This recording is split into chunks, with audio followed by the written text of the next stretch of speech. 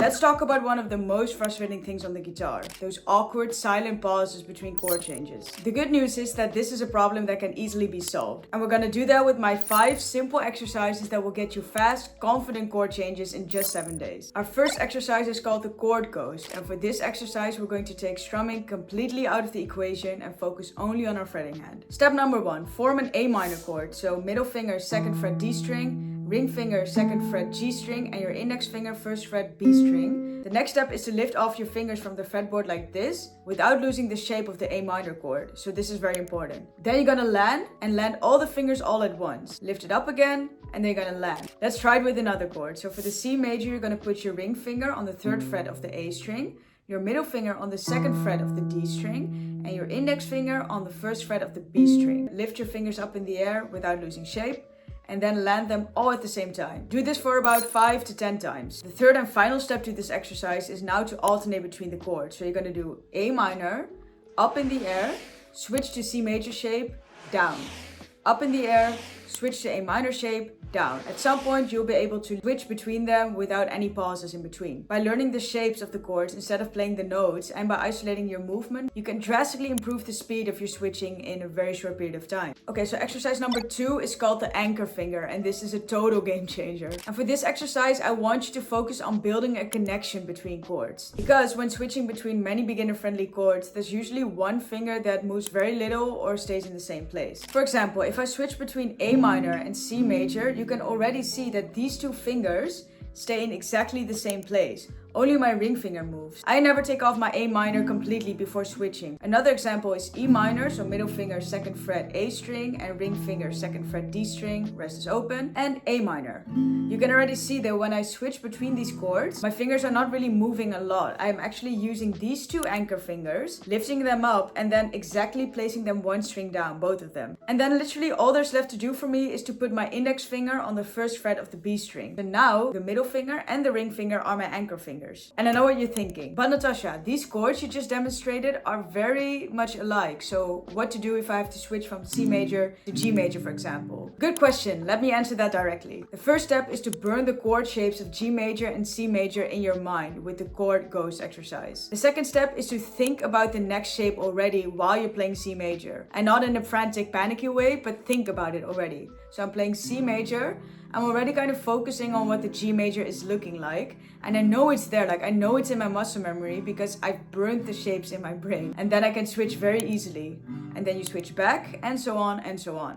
And this brings me to my third guitar exercise to help you get fast chord changes in 7 days. Slow motion switch. Before we dive into this, I need you to burn this phrase in your brain. Speed comes from accuracy and accuracy comes from practicing slowly. Let me tell you what I mean by that. I want you to see it as a layered system. When you practice slowly, you're gonna build accuracy on top of that. And those are the 2 things you need to get speed. So in other words, speed always comes last. And this is exactly why you have to practice these switches slow at first. For this exercise, we're gonna use a metronome. And if you don't have a metronome, do not worry because you can literally search for one online and you get a free, ready-to-use metronome. So I've done that right now. I've Googled a metronome and I'm gonna set it to 50 BPM. And it sounds like this.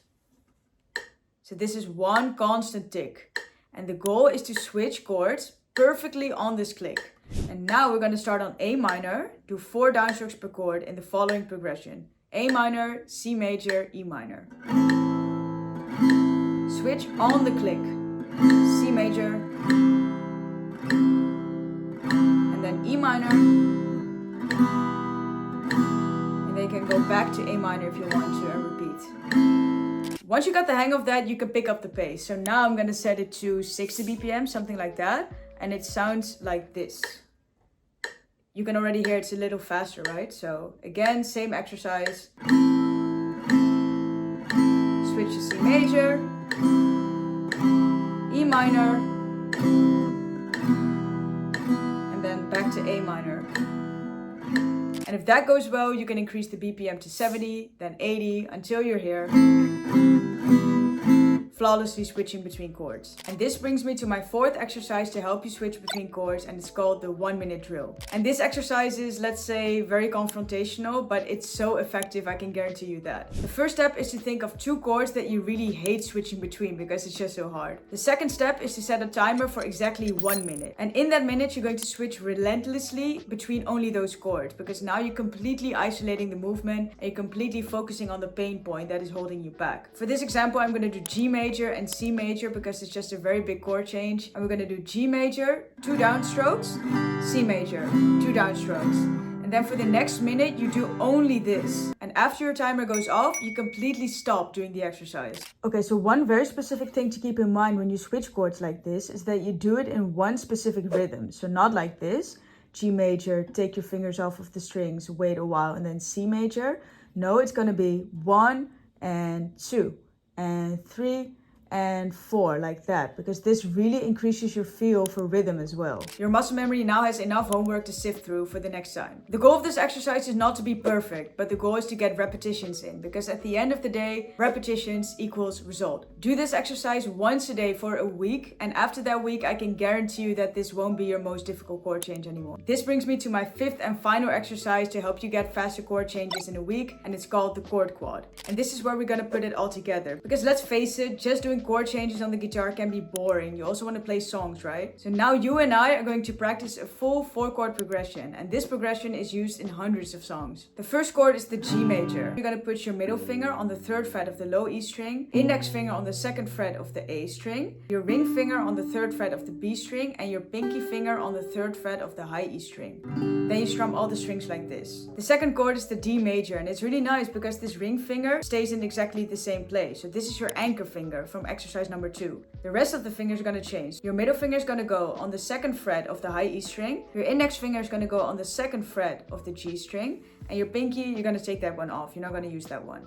Then you strum from the D string downwards. The next step is to play each chord with 1 downstroke at a time, focusing on smooth chord transitions, without pauses, without breaks. So it's going to be G, D, E minor, C.